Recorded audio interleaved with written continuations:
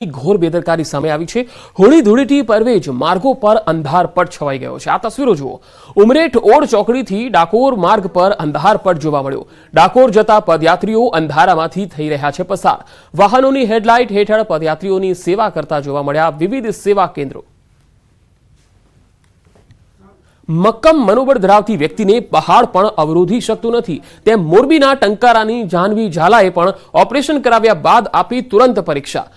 ધોરણ 12 આર્ટ્સની પરીક્ષા આપનારી જાનવી ઝાલાને અચાનક પેટમાં દુખાવો ઉપડતા તેને તાત્કાલિક એપેન્ડિક્સનું ઓપરેશન કરાવવું પડ્યું। એક તરફ બોર્ડની પરીક્ષામાં સંસ્કૃતનું પેપર અને બીજી તરફ ઓપરેશન। જાનવીના પરિવારજનોએ તેનું ઓપરેશન તો કરાવી લીધું અને શિક્ષણ વિભાગને સમગ્ર હકીકતની જાણ પણ કરી। નિયમો મુજબ વિભાગે પરીક્ષા સ્થળ સુધી જાનવી માટે દવાખાનાથી એમ્બ્યુલન્સ કરી આપી અને પરીક્ષા સ્થળે અલગ બેડની વ્યવસ્થા કરી શાંતિપૂર્ણ રીતે પરીક્ષા આપી શકી। જાનવી અને તેના માતા પિતાના મક્કમ નિર્ધારથી જ આ બધું શક્ય થયું।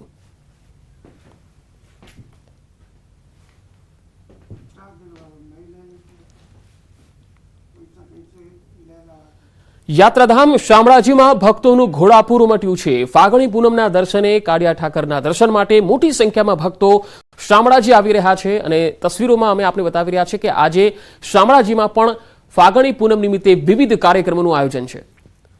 વધુ માહિતી સાથે અરવલ્લીથી સંવાદદાતા હાર્દિક મારી સાથે જોડાયા છે। હાર્દિક, આજે શામળાજીમાં શામળિયાના દર્શન માટે મોટી સંખ્યામાં ભક્તો પહોંચી રહ્યા છે। મંદિરમાં આજે કયા પ્રકારના કાર્યક્રમો રહેશે? हाँ पंकज ચોક્કસથી જે પ્રકારે યાત્રાધામ શામળાજીમાં રંગોત્સવની ઉજવણી કરવામાં આવી રહી છે। ભગવાન શામળિયા સંઘ આ જે રંગોને જે અબીલ ગુલાલની છોડો છે તે ભક્તો ઉડાડવા માટે આતુર છે। ત્યાં સંજોગોમાં થોડીક ક્ષણોમાં અહીં મંદિર ખુલશે અને ભગવાનના દર્શન કરવા મળશે અને ખાસ કરીને પંકજ ચાંદીની જે પિચકારી છે તેમાં કેસુડાનો રંગ રાખવામાં આવશે। તમને ભક્તોને બતાવી દઈશ કે ભક્તોને જે ભીડ આપ જોઈ શકો છો કે ભગવાન સાથે રંગોત્સવ ઉજવવા માટે ભગવાન ના સાથે હોળીનો તહેવાર મનાવવા માટે ભક્તો દૂર દૂરથી આવ્યા છે। હજારો સંખ્યામાં ભક્તો હોય છે અને ખાસ કરીને વાત કરીએ તો ભક્તો સાથે વાત કરીશું। આપ ક્યાંથી આવ્યા છો, કેવું લાગી રહ્યું છે આજે? હું મોડાસાથી આવી છું। બહુ સરસ જ છે। ભગવાનનો શૃંગાર બહુ સરસ કર્યો છે અહીંયા અને હવે આરતી થશે તેનો લાવો લેવા આવ્યા છે બધા। આપ ક્યાંથી આવ્યા છો? મોડાસાથી। સારું લાગે છે ભગવાન। આપ ક્યારે આવ્યા દાદા? કેટલા આજે પૂનમ છે, કેવું લાગી રહ્યું છે? બહુ સારું લાગે છે અને સરસ લાગે છે। અમે કાયમ પૂનમ આવીએ છીએ અમે તો। આજે હોળીનો તહેવાર છે, ભગવાન સાથે અબીલ ગુલાલની છોડો ઉઠશે, કેવું લાગી રહ્યું છે? આજે રંગ મળવા આવતા હોળીના આ પ્રસંગે આજે પૂનમ છે। પૂનમમાં સાથે સાથે જે રવિવાર આવ્યો છે તો આખા પ્રદેશમાંથી મોટી જનતા ઉમટી પડી દર્શન કરવા દાદાના। ગજાનન લેવા લાભ સારો મળ્યો છે અને આ આરતી સમય છે। આરતી બાદ જે હોળીનો રંગોત્સવ ઉજવાય છે ભગવાનની પિચકારીથી, સોનાની પિચકારીથી આ રંગોત્સવને ઉજવણી બધા ભક્તો જોડે આજે ભગવાન કરી રહ્યા છે। ત્યારે સુંદર માહોલમાં આજે આ હોળીનો તહેવાર થઈ રહી છે શામળાજી મંદિરમાં અને આજુબાજુના ભક્તો અને શામળાજી ટ્રસ્ટે એ પણ સારી વ્યવસ્થા કરી છે। કોઈ ભક્ત કોઈ તકલીફ ના પડે અને સુંદર રીતે દર્શન કરી અને દાદાનો લાભ લઈ અને દર્શન કરશે। ચોક્કસથી હું તમને દ્રશ્યો બતાવી દઈશ કે જે ભક્તો છે ભગવાનના ભજન ગાવી રહ્યા છે। ખાસ કરીને જે આ હોળીનો તહેવાર છે, આ જે વિસ્તાર છે આ વિસ્તારમાં હોળીના તહેવારનું અનેરું મહત્વ રહેલું છે। ખાસ કરીને વતનમાં લોકો આવતા હોય છે, દૂર દૂર રહેતા હોય, વડોદરા રાજકોટમાં હોય તો શામળાજી એ વિસ્તાર રહેલો છે, આદિવાસી વિસ્તાર કે જ્યાં હોળીનું મહત્વ દિવાળી કરતા પણ વધુ રહેલું છે। ત્યારે યાત્રાધામ શામળાજીમાં ભગવાન શામળિયા સાથે હોળીનો તહેવાર મનાવવાનું પણ એક અનેરું મહત્વ છે અને અહીં રંગોની જે પિચકારી સાથે અબીલ ગુલાલની છોડો પણ ઉડાડવામાં આવે છે। ખાસ કરીને કેસુડાનો રંગ જે ઓળખ છે કે શીતળતાનો રંગ કહેવામાં આવે છે કે જેને શરીર પર છાંટા બાદ શીતળતા મળતી હોય। ભગવાનને થોડીક ક્ષણોમાં જે ચાંદીની પિચકારીથી રંગ છાંટવામાં આવશે અને આપ જોઈ શકો છો જે પ્રકારે ભક્તોમાં અનેરો ઉત્સાહ છે। થોડીક ક્ષણોમાં માત્ર ને માત્ર થોડીક ક્ષણોમાં જે હાલ ભગવાન શામળિયાના દર્શન કરવા મળશે અને તેવા સંજોગોમાં કહી શકાય કે ભક્તોમાં એક આતુરતા છે કે ભગવાનના દર્શન કરે, કારણ કે શણગાર ભગવાનના અનેરા કરવામાં આવે છે આજના દિવસે પંકજ। અને ભગવાનના શણગારનો જે આજનો જે હોળીનો તહેવાર હોય ભગવાનના શણગાર રીતે વિશેષ કરવામાં આવે છે। તેવા સંજોગોમાં થોડી ક્ષણોમાં આજે મંદિરના ભગવાન શામળિયા દર્શન કરવા મળશે અને ભગવાન શામળિયા દર્શન કરવા માટે ભક્તો આતુર છે અને ભગવાનને પણ રંગ લગાડવામાં આવશે। અને કહી શકાય કે વર્ષમાં આજે આ એક દિવસ હોય છે, પરંતુ આ વખતે આવતીકાલે એટલે કે આવતીકાલે પણ ભગવાન સાથે અબીલ ગુલાલને છોડ ઉડાડવામાં આવશે। આ વખતે 2 વખત ભક્તોને આ લાભ થશે અને લોકો અહીં ખૂબ દૂર દૂરથી આવી રહ્યા છે, વડીલો આવી રહ્યા છે. એવા સંજોગોમાં લોકોમાં ભારે ઉત્સાહનો માહોલ પંકજ અહીં જોવા મળી રહ્યો છે. જી હાર્દિક, આજના દિવસ દરમિયાન દર્શનના સમયની જો વાત કરીએ તો કયા કયા સમયે દર્શન કાંવડિયાના આજે કરી શકશે ભક્તો, અને ખાસ તો આજનો જે વિશેષ કાર્યક્રમ હોળીના પર્વ નિમિત્તે કયા પ્રકારનો રહેશે? જો પૂજારી હોય તો તેમની સાથે પણ વાતચીત કરવાનો પ્રયત્ન કરશો. ચોક્કસથી પૂજારી હાલ ગર્ભગૃહમાં છે. થોડી ક્ષણોમાં તેઓ ભગવાનના દર્શન કરવા માટે જે આરતી થશે. આ જોઈ શકો છો ભગવાનના દર્શન આપણે જોઈ શકો છો કે મંદિરના દ્વાર ખુલી ચૂક્યા છે. ભગવાન શામળિયાનું જે આ દૈદીપ્યમાન સ્વરૂપ છે, 5.5 ફૂટની જે આ મૂર્તિ છે, અને અહીં રંગોની શરૂઆત કરવામાં આવી છે. ભગવાનને રંગ લગાડવા માટેની શરૂઆત કરવામાં આવી રહી છે. અહીં જોઈ શકો છો કે પિચકારી અહીં લગાવવામાં આવી રહી છે. પિચકારીમાં રંગ પૂરવામાં આવી રહ્યા છે. ખાસ કરીને પંકજ, આ જે ઘર બેઠા જે ભક્તો છે, ભગવાન સાથે હોળી ધૂળેટીનો જે આ રંગ છે બનાવી શકે તે પ્રકારનો માહોલ જોવા મળી રહ્યો છે. અને આ દ્રશ્યો સીધા ન્યૂઝ 18 ગુજરાતી પર લાઈવ આવી રહ્યા છે, એક્સક્લુઝિવ.